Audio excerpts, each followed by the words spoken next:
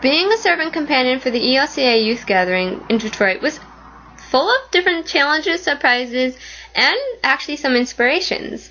I had a lot of fun there, and I enjoyed every minute of being with my captain and my team and the youth groups. It was really cool.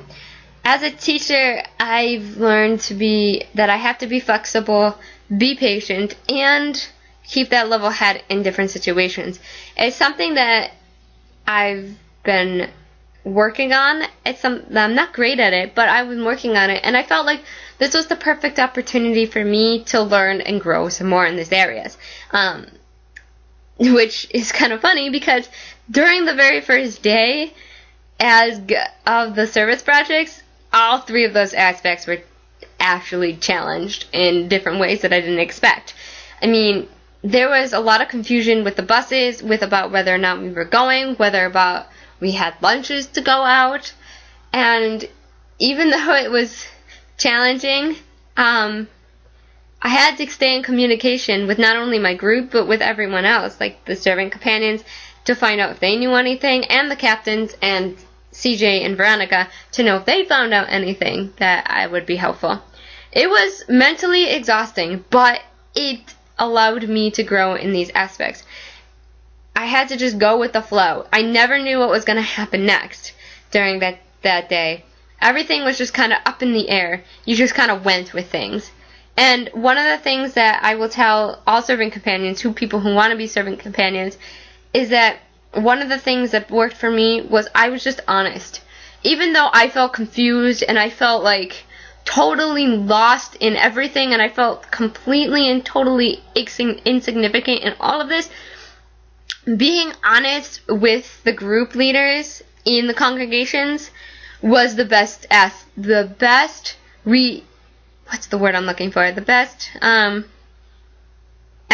I could actually have.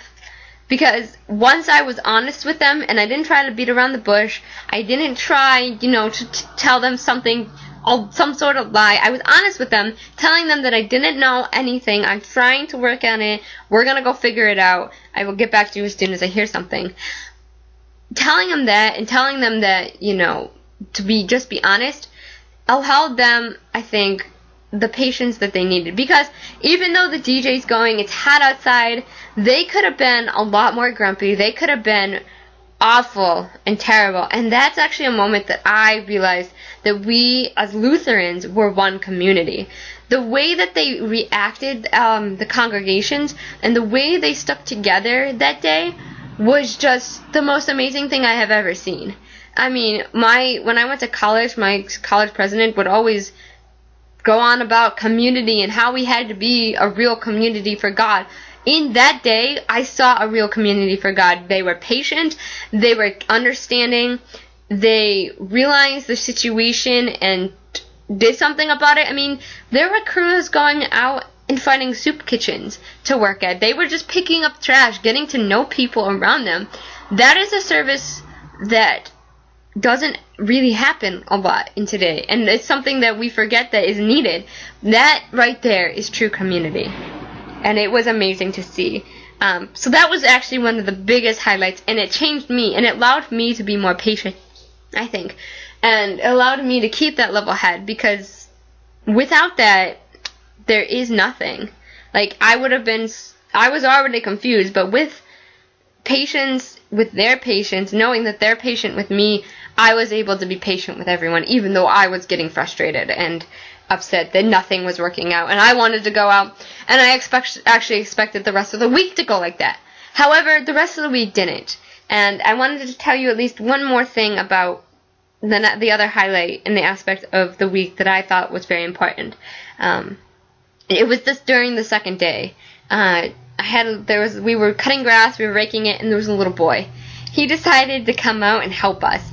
He didn't come over across the street because he was only 3 years old. But on his side of the street, on his house, he pulled out some shears, got a broom, and started sweeping the lawn. It was so cute to see. And then he pulled out a little toy lawnmower. It was adorable. And I was just talking to the girls. I was just like, as a teacher, it had to be a teaching moment.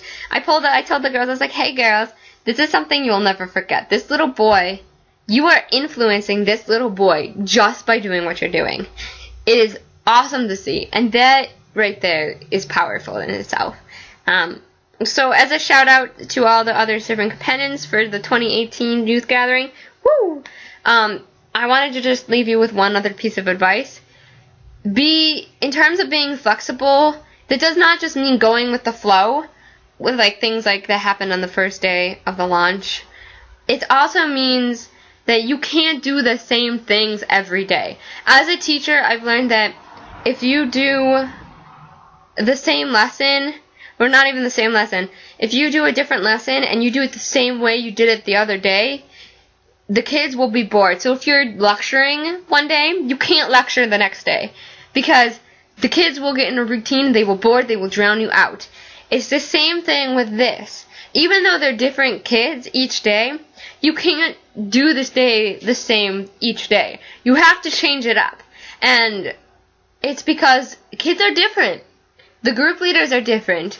They think differently. They act differently. So change it up. Don't do the same games. Don't say the same things. Change it up. Mix it up. Because otherwise, you'll start feeling stale and bored, and they will start feeling stale and bored. Trust me, I've seen it before. So just kind of flex that up. And the last thing that I wanted to say is to my captain and my fellow serving companions, and my roommate. I wanted to just say thank you guys for being supportive. And, you know, I'm an introvert, and it's very hard for me to feel included in things. So for you guys to include me and want me to be in your group and allowed me to feel like I could be included and in your group.